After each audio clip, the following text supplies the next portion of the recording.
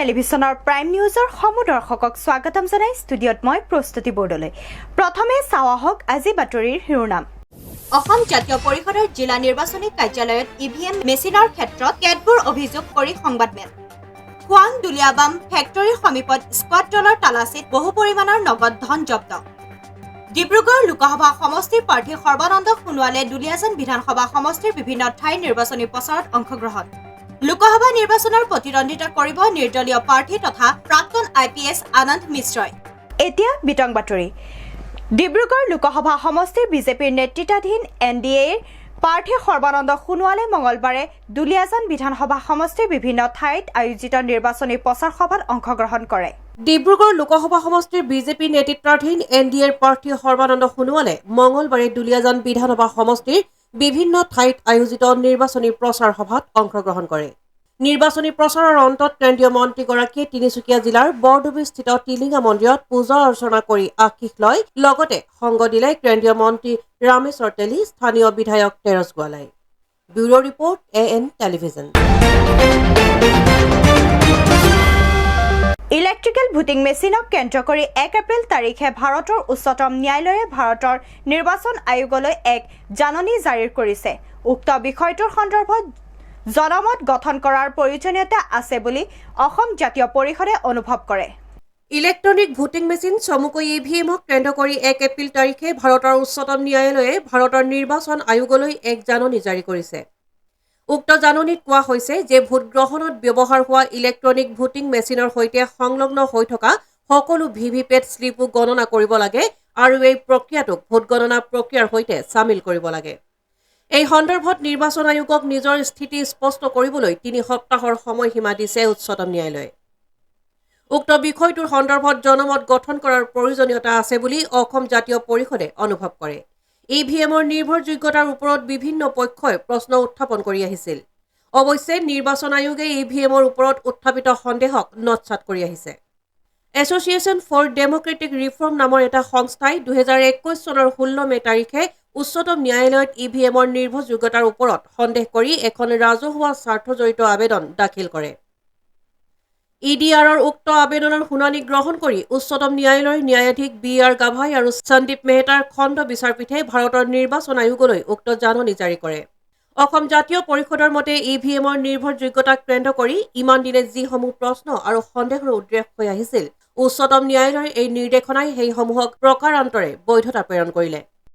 আমি অসম জাতীয় পৰিষদে ভাৰতবৰ্ষৰ উচ্চতম ন্যায়ালয়ৰ এই যি পদক্ষেপ, এই পদক্ষেপক আমি আনুষ্ঠানিকভাৱে আদৰণি জনাইছোঁ আৰু আমি অসম জাতীয় পৰিষদে দাবী কৰিছোঁ যে উচ্চতম ন্যায়ালয়ে কোৱা অনুসৰি এই যি ব্যৱস্থা 3 সপ্তাহৰ ভিতৰত উত্তৰ দিব, তাৰপিছত প্ৰক্ৰিয়া চলিব, তাৰপিছত এইটো এক্সিকিউট হওঁতে কাৰ্যকৰীকৰণ হওঁতে হয়তো বহুত সময় লাগি যাব।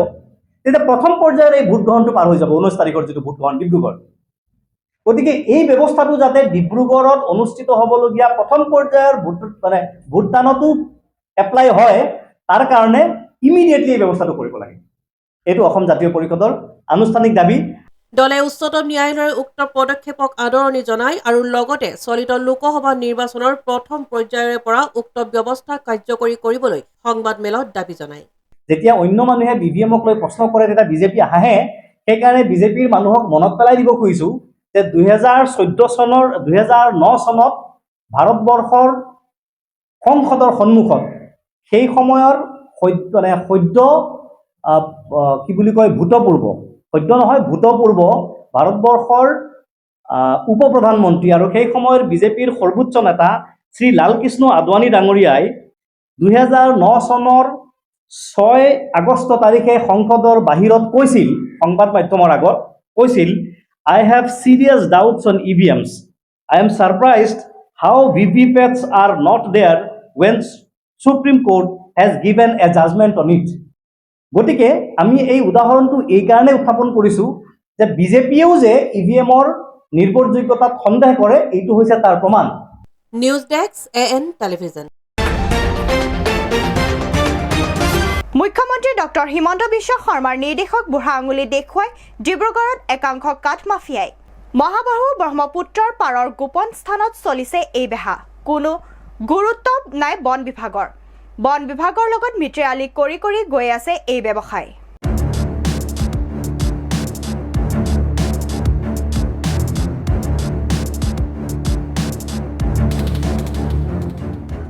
মুখ্যমন্ত্ৰী ডক্টৰ হিমন্ত বিশ্ব শৰ্মাক বুঢ়া আঙুলি দেখুৱাই ডিব্ৰুগড়ত একাংশ কাঠ মাফিয়াৰ দপদপনি।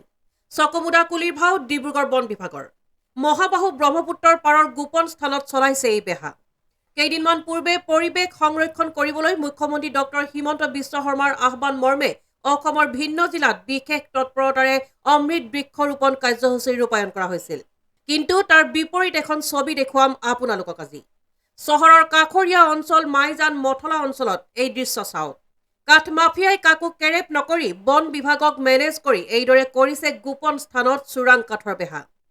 ডিব্ৰুগড়ৰ মাইজানত লাখ লাখ টকাৰ কুণ্ডা পৰি আছে এনেদৰে, কিন্তু কোনো গুৰুত্ব নাই বন বিভাগৰ। বন বিষয়াৰ লগত মিতিৰালি কৰি গৈছে এই ব্যৱসায়। আমি আগতেও আপোনালোকৰ সংবাদ মাধ্যম আমি অৱগত কৰিছিলোঁ, যিহেতু মাইজানৰ যি মথলা অঞ্চলত যি অবৈধভাৱে যি তেখেতলোকে যি কাঠৰ যি চিণ্ডিকেট চলাই আছে, চিণ্ডিকেট ৰাজ চলাই আছে, ইয়াৰ ওপৰত আমি ডিব্ৰুগড় প্ৰশাসন আৰু DFO গৰাকীক আমি ইয়াত আগতেও তেখেতলোকক অৱগত কৰিছিলোঁ। কিন্তু তাত স্বত্তেও আজিৰ দিনলৈকে কিন্তু কোনো ধৰণৰ তেখেতলোকৰ ওপৰত একো ব্যৱস্থা গ্ৰহণ কৰা নাই, দেখিবলৈ পোৱা নাই আমি। আচলতে কি কাৰণে কাৰ ছত্ৰছায়াত এই তেখেতলোকে ইয়াত ডিব্ৰুগড় মাছমজিয়াত তেখেতলোকে ইয়াত টিপি নথকাকৈ কিবা আপোনালোকৰ সৰু দোকানৰ পৰাই আৰম্ভ কৰি ইয়াত তেখেতলোকে কেনেকৈ ইয়াত মাল তেখেতলোকে ভৰাই আছে আৰু অবৈধভাৱে কেনেকৈ কাঠৰ তেনেকৈ চিণ্ডিকেট চলাই আছে, এইটো আচলতে খুব লক্ষণীয় কথা। আচলতে ইমান এজন ইয়াত ছুপাৰ SP থকাৰ পিছত, ডিব্ৰুগড় আয়ুক্ত থকাৰ পিছত ইয়াত কেনেকৈ ধৰণৰ ইয়াত আচলতে কামবোৰ চলি আছে, এইটো কোনো ৰহস্যজনক কথা। আচলতে আমি DFO গৰাকীক আমি সকীয়াই দিব বিচাৰিছোঁ। তেখেতৰ ছত্ৰছায়াত এইখিনি কাম হৈ আছে বুলি আমি ভাবোঁ। আৰু তেখেতৰ ছত্ৰছায়াতে আজি ডিব্ৰুগড়ৰ আপোনাৰ জোকাই অঞ্চলৰ পৰা যি কাঠৰ সৰবৰাহ চলি আছে, সেই সৰবৰাহখিনি আৰু টিংখঙৰ পৰা যি সৰবৰাহ চলি আছে কাঠৰ চিণ্ডিকেট, সেই গোটেইখিনি কাম আচলতে DFO জনৰ ছত্ৰছায়াত চলি আছে বুলি আমি কিন্তু চিন্তা চৰ্চা ইতিমধ্যে আমি কৰিছোঁ। আচলতে নহ'লে কাৰো ছত্ৰছায়াত আচলতে নথকাকৈ, কাৰো মূৰত এখন হাত নথকাকৈ কোনো অঞ্চলৰ কোনো ব্যক্তিয়ে আচলতে এই কামসমূহ তেওঁলোকে কৰাত ব্যৰ্থ হ'ব। আচলতে কাৰোবাৰ মূৰত হাত খোৱাৰ কাৰণেহে আচলতে তেখেতলোকে এই কাম সহজ ৰূপে তেখেতলোকে কামখিনি আগবঢ়াইছে বুলি আমি ভাবোঁ। কেইদিনমান পূৰ্বে মুখ্যমন্ত্ৰী ভিজিলেন্সে কাঠৰ মিলসমূহ বন্ধ কৰিছিলে, কিন্তু এতিয়া দেখা গৈছে যে মাইজান মথলা অঞ্চলত লাখ লাখ টকাৰ কাঠ পৰি আছে বা কুণ্ডা পৰি আছে, কিন্তু ফৰেষ্ট বিভাগ বা বনে অৱগত নহয় নে কি ভাবে আপুনি? হয়, বন বিভাগে তেখেতলোকে তাত যায়। তাত যোৱাৰ পিছত তেখেতলোকে কি কৰি আহে বা কিবা মেনেজৰ হৈ আহেনে, আমি এইটো কিন্তু খুব এটা আমি সন্দেহ কৰিছোঁ। আচলতে আমি প্ৰথমতে DFO আৰু এই আপোনাৰ DFO অঞ্চল আৰু ফৰেষ্ট ডিপাৰ্টমেণ্টক আমি এটা কথা তেখেতলোকক আজিৰ দিনত আপোনালোকৰ সংবাদ মাধ্যমৰ আগৰ পৰাই তেখেতলোকক অৱগত কৰিব বিচাৰিছোঁ যে অহা কাইলৈৰ ভিতৰত বা 24 ঘণ্টাৰ ভিতৰত যদি তেখেতলোকে মাইজানৰ অঞ্চলত গৈ কেনে যদি তেখেতলোকে কাঠখিনি যদি তেখেতলোকে চিজ নকৰে বা সেই যিসমূহ তাত কুণ্ডা পৰি আছে, কুণ্ডাসমূহক যদি চিজ নকৰে, অনাগত সময়ত কিন্তু ছাত্ৰ সন্থাৰ তেখেতলোকে কিন্তু যিসমূহ আমাৰ কাৰ্যসূচী, সেই কাৰ্যসূচী কিন্তু আমি হাতত ল'বলৈ আমি বাধ্য হ'ম। তাৰ আগতে তেখেতলোকে কিন্তু ফৰেষ্ট ডিপাৰ্টমেণ্টত তাত গৈ কেনে সেইখিনি চিৰিজ কৰিব লাগে, এইখিনি কিন্তু আমাৰ স্পষ্ট কথা। ডিব্ৰুগড়ৰ পৰা আইনুলৰ সহযোগত জয় ইছলামৰ ৰিপৰ্ট, AN টেলিভিজন। এতিয়া লৈছো খন্তেক বিৰতিৰ পাছত পুনৰ আহি আছো বাতৰিৰ মাজলৈ। আপোনাৰ আপোন চহৰ ডিব্ৰুগড়ত এঞ্জেলা এণ্টাৰপ্ৰাইজে আনিছে এটি সোণালী সুযোগ। প্ৰয়োজনীয়তা মাত্ৰ এখন নিজৰ e-rickshaw, an opportunity to earn limitless money. অধিক জানিবলৈ যোগাযোগ কৰক 9085585200 আৰু 7002275263।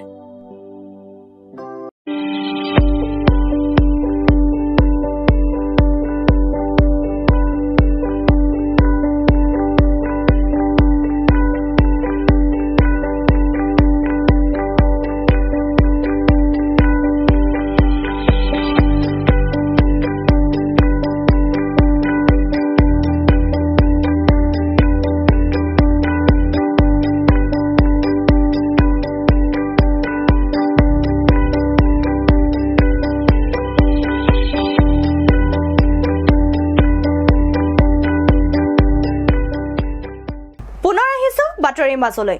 ডিব্ৰুগড় পৌৰ নিগম অন্তৰ্ভুক্ত 9 আৰু 10 নম্বৰ ৱাৰ্ডৰ END ড্ৰেইন এতিয়া পৰিণত হৈছে ডাম্পিং গ্ৰাউণ্ডলৈ।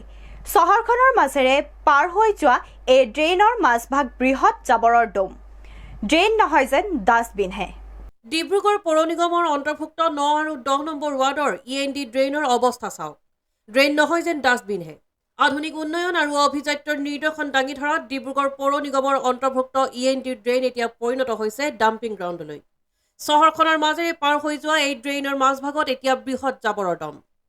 মহামানৱ মহাত্মা গান্ধীৰ স্বচ্ছ ভাৰতৰ সপোন আৰু প্ৰধানমন্ত্ৰী নৰেন্দ্ৰ মোদীৰ স্বচ্ছতা কি অৰ এক কদম কাৰ্যসূচীক ভেঙুচালি কৰি ড্ৰেইনটিত এইদৰে সৃষ্টি কৰা হৈছে জাবৰ পেলোৱাৰ ডাম্পিং গ্ৰাউণ্ড। বৈধ কিংবা অবৈধভাৱে গঢ় লৈ উঠা দোকান পোহাৰ মাছ ব্যৱসায়ী তথা স্থানীয় লোকৰ চূড়ান্ত দায়িত্বহীনতাৰ বাবেই এই অৱস্থাৰ সৃষ্টি হৈছে। স্থানীয় লোকেও জাবৰ পেলোৱা কেইজনৰ নাম ক'ব নোখোজে, কিজানিবা বেয়া পায় বুলি। বাৰিষা সমাগত পৌৰ নিগমৰ মেয়ৰো এই ক্ষেত্ৰত নিমাত। কিয় বাৰু এই জাবৰৰ দমবোৰ চকুত পৰা নাই বিভাগীয় কৰ্তৃপক্ষৰ? নে বাট চাই আছে বানপানী হোৱালৈ? অসুবিধা হয়, মোৰ মানে এইটো অসুবিধা হয়, পানী হ'লে বহুত অসুবিধা হয় আৰু জাবৰ চব জমি যায়, ঠিক নকৰে। মাছৰ কাৰ্টুন বেছি হয় মাছৰ কাৰ্টুন পেলাইছে মানুহে। কোনে পেলাই মাছৰ কাৰ্টুনবিলাক? সেইবোৰৰ পৰা আহে, সেইবোৰৰ পৰা আহে চবেই পেলাই। আকৌ মাছৰ যোনে কাম কৰে সিহঁতি বাহিৰ আহি পেলাই দিয়ে। ৰাতিপুৱা সময়ত পেলাই ৰাতিপুৱা সময়তো নেপেলায় হা, ৰাতি পেলায়। বাইদেউ পানী জমা হৈ যায় আপোনালোকৰ? পানী জমা হৈ যায়, পানী অসুবিধা হয়, বহুত অসুবিধা হয় যদিও আৰু আমি হেৰি কৰোঁ, চাই থাকোঁ আৰু কি কৰিম, বৰদাস্ত কৰিবই লাগিব। পানী যোৱা অসুবিধা হয় আৰু বহুত দিগদাৰী হয়, বহুত গোন্ধ মাৰে, বেয়া গোন্ধ মাৰে, অহা যোৱা কৰিব নোৱাৰে, দিগদাৰী হয়, অলপ যোৱা অহা অসুবিধা হয়। পানী জমা হৈ যায় ন? পানী জমা হৈ যায়, দিগদাৰী। নালাটো সৰু আছে মানে দিগদাৰী হয়, আকৌ বৰষুণ জোৰকে দিলে নালাটো আকৌ যায়গৈ, মানে চব পানীখিনি তোমাৰ গোট খাই যায়? গোট খাই যায়। পানী গোট খালে কলেজত অসুবিধা হয় চাগে? হয়, পানীটো মানে গোটেই ইয়ালৈকে উঠি যায়, জাবৰ জোঁথৰ যে আমি পিন্ধি মেলি আহিব নোৱাৰো ইয়ালৈকে, সেইফালে গৈ মেলি পিন্ধিব লাগে জোতা চোতা। মানে জোতা খুলিকে তোমালোকে যোৱা মানে পানী নহ'লে? জোতা খুলি মেলিয়ে যাওঁ। লেতেৰা পানী ন? কষ্ট হৈ যাবলৈ? বহুত মানে, আৰু এতিয়াতো ৰাস্তাটো ঠিক হৈছে বুলি, নহ'লে আগতেতো বোকাৰ কাৰণেও যাব নোৱাৰা হৈছিলে। ডিব্ৰুগড়ৰ পৰা আইনুলৰ সহযোগত জয় ইছলামৰ ৰিপৰ্ট AN টেলিভিজন। খোৱাঙত ফ্লাইং স্কোৱাডৰ দলৰ তালাচীত বাহনৰ পৰা জব্দ নগদ ধন। পুৱা খোৱাং দুলীয়াবাম ফেক্টৰীৰ সমীপত তালাচী চলাই এখন বাহনৰ পৰা জব্দ কৰে বহু পৰিমাণৰ ধন। খোৱাঙত ফ্লাইং স্কোৱাডৰ দলৰ তালাচীত বাহনৰ পৰা জব্দ নগদ ধন। পুৱা খোৱাং দুলীয়াবাম ফেক্টৰীৰ সমীপত তালাচী চলাই এখন বাহনৰ পৰা জব্দ কৰে 3,51,740 লাখ টকা। বাহনখন তিনঠেঙীয়াৰ পৰা খোৱাংঘাট অভিমুখে আহি আছিল। Bureau' report AN television. ডিব্ৰুগড়ত চিগাৰেট ঘুমটিক লৈ ব্যৱসায়ী মহলত এতিয়া তীব্ৰ প্ৰতিক্ৰিয়াৰ সৃষ্টি হৈছে। চহৰখনৰ অলিয়ে গলিয়ে বিশেষকৈ শিক্ষা অনুষ্ঠানৰ আগত চিগাৰেট মুকলিৰ প্ৰচাৰক লৈ সৃষ্টি হৈছে এই সমস্যা। চাওঁ আহক আমাৰ এক প্ৰতিবেদন। ডিব্ৰুগড়ৰ অলিয়ে গলিয়ে এতিয়া অত্যাধুনিক মোবাইল শ্বপ যোগান ধৰাক লৈ ব্যাপক প্ৰতিক্ৰিয়াৰ সৃষ্টি হৈছে ব্যৱসায়িক মহলত। চহৰখনৰ অলিয়ে গলিয়ে বিশেষকৈ শিক্ষানুষ্ঠানৰ আগত চিগাৰেটৰ মুকলি প্ৰচাৰক লৈ সৃষ্টি হৈছে এই সমস্যা। নতুনকৈ ডিব্ৰুগড়ত আৱিৰ্ভাৱ হোৱা মালব্ৰো কোম্পানীৰ চিগাৰেটে এতিয়া অলিয়ে গলিয়ে প্ৰচাৰ কৰা আৰম্ভ কৰিছে। আনকি নিজৰ ব্যৱসায় চলাই নিবলৈ ক্ষুদ্ৰ ব্যৱসায়ীসকলক অত্যাধুনিক মোবাইল শ্বপো যোগান ধৰিছে, যাক লৈ থলুৱা ব্যৱসায়ীসকল কিছু অসুবিধাৰ সন্মুখীন হ'বলগীয়া হৈছে, কিয়নো ITC চিগাৰেটৰ তুলনাত ইয়াৰ মূল্য যথেষ্ট কম।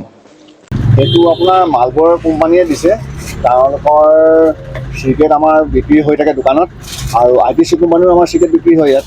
কিন্তু তেওঁলোকে আমাৰ ইয়াত দোকানখনৰ যিটো অৱস্থাত আছিলে সেইটো অৱস্থা দেখি পেলাই তেওঁলোকে চেলিঙৰ ওপৰত সন্তুষ্ট হৈ তেওঁলোকে এখন আমাক গিফ্ট কৰিছে দোকানখন। যি আছে চব থ'ব পাৰে, একো নাই সেইটোত। তেওঁলোকৰ গোটেই বস্তুখিনি আপুনি দোকানৰ নিচিনাই থ'ব পাৰে, খালি তেওঁলোকৰ ব্ৰেণ্ডৰ বস্তুখিনি আপুনি থ'ব লাগিব। এতিয়া মালবৰ এতিয়া ধৰক নানা ধৰণৰ আছে, এইবিলাক চিগাৰেট আছে। ডিব্ৰুগড়ৰ পৰা জয়ৰ সহযোগত আইনুল আহমেদৰ ৰিপৰ্ট AN টেলিভিজন। এতিয়া লৈছোঁ খন্তেক বিৰতি পাছত পুনৰ আহি আছোঁ বাতৰিৰ মাজলৈ।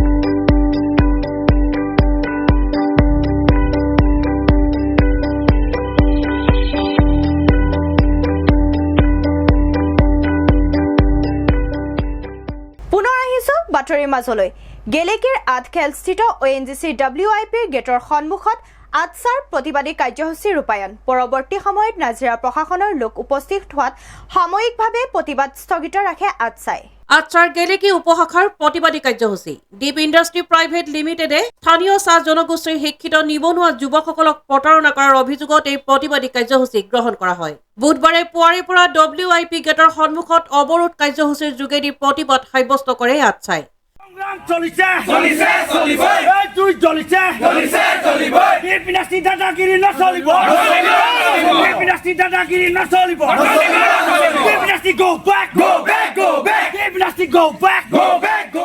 পৰৱৰ্তী সময়ত নাজিৰাৰ প্ৰশাসনৰ লোক উপস্থিত হোৱাত সাময়িকভাৱে প্ৰতিবাদ স্থগিত ৰাখে আটছাই অসম স্বাধীন ছাত্ৰ সন্থা গেলেকী উপশাখাই এই ডিপ ইণ্ডাষ্ট্ৰী প্ৰাইভেট লিমিটেড বুলি যি কোম্পানী আছে তেখেতসকলৰ ইয়াত এয়াৰ কম্প্ৰেছাৰ নিবিদা লাভ কৰিছে ঠিকা তো তাত আমাৰ চাহ জনগোষ্ঠীয় যি শিক্ষিত নিবনুৱা যুৱক আছে তেখেতসকলক প্ৰতাৰণা কৰাৰ প্ৰতিবাদত আমি আজি পুৱা 6 বজাৰ পৰা অনিৰ্দিষ্টকালীন অৱৰোধ কাৰ্যসূচী লৈছোঁ গুজৰাটৰ কোম্পানী ডিপ ইণ্ডাষ্ট্ৰিজ লিমিটেড তেওঁ ইয়াৰে স্থানীয় শিৱসাগৰৰ গ্ল'বেলক তেওঁ MMC দি থৈছে আৰু MMC যিটো গ্ল'বেল তেওঁলোকে আৰু ডিপ ইণ্ডাষ্ট্ৰিজে মিলি চাহ জনগোষ্ঠীৰ যিখিনি শিক্ষিত নিবনুৱা তেওঁলোকক প্ৰতাৰণা কৰি আহিছে ONGCয়ে ইমান দিনে গেলেকী অঞ্চলত শ বিঘা তেওঁলোকে চাহ গছ উচ্ছেদ কৰি বাগিচা অঞ্চলত নিবনুৱা সৃষ্টি কৰি আছে কিন্তু তেওঁলোকক এই নিবনুৱাখিনিক সংস্থাপিত দিয়াৰ কিন্তু কোনো ধৰণৰ পলিচি কিন্তু ONGCৰ হাতত নাই আৰু ONGCৰ তলত যিখিনি প্ৰাইভেট কোম্পানী আহে তেওঁলোকেও কিন্তু প্ৰতাৰণা কৰে তেওঁলোকে এই গেলেকী অঞ্চলৰ কিছুমানক হায়াৰ কৰি লয় দাদাগিৰি কৰিবলৈ হায়াৰ কৰি লয় আৰু তেওঁলোকে নিজৰ ইচ্ছামতে মিতিৰ কুটুমসকলক তেওঁলোকে ইয়াত সংস্থাপিত কৰে যাৰ কাৰণে উপযুক্ত ল'ৰাখিনি থাকি যায় গতিকে সেই তাকে আমি বিৰোধ কৰি আজি আমি কাৰ্যসূচী অৱৰোধ কাৰ্যসূচী ল'লোঁ আৰু ইয়াতো কিন্তু আমি গোটেই সিদ্ধান্ত আমি এতিয়ালৈকে কৰিব পৰা নাই মেজিষ্ট্ৰেট আহিলে তেখেতেও কিন্তু স্থিৰ সিদ্ধান্ত এটা দিব পৰা নাই গতিকে আমি ভৱিষ্যতে ইয়াতকৈও আৰু তেওঁলোকৰ গ্ল'বেলৰ আণ্ডাৰত থকা WIP GGS3 কমলাবাৰীত থকা ৰিগ সম্পূৰ্ণখিনি বন্ধ কৰিবলৈ আমি বাধ্য হ'ম যদিহে এই বিষয়টো উচিত যদি আমি এটা সিদ্ধান্তত তেওঁলোকে উপনীত নহয় bureau report AN television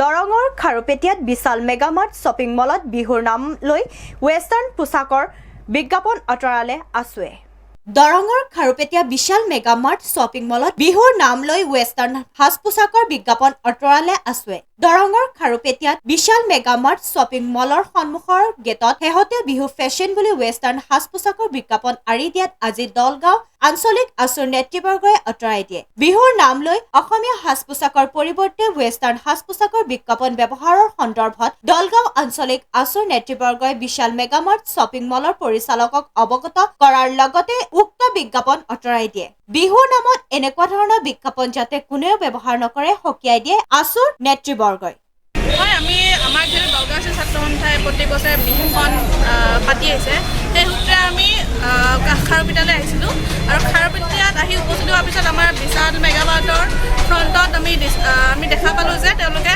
Rongali বিহুৰ শেহতীয়া ৰঙালী বিহুৰ যি শুভেচ্ছা বাণী জনাইছে সেয়া ঠিকেই আছে কিন্তু তাৰ লগতে তেওঁলোকে আমাৰ অসমীয়া যি সাজ পোছাকৰ পৰিৱৰ্তে তেওঁলোকে আমাৰ ৱেষ্টাৰ্ণ কালচাৰৰ পোষ্টাৰ এনেকৈ লগাইছিলে গতিকে আমি তেওঁলোকৰ মেনেজাৰৰ লগত কথা পাতিলোঁ বিশাল মেগামাৰ্টৰ মেনেজাৰে আমাক আমাৰ কথাখিনি সহযোগিতা জনালে আৰু ইতিমধ্যে তেওঁলোকে বেনাৰখিনি নমাই দিছে ব্যুৰো ৰিপৰ্ট AN টেলিভিজন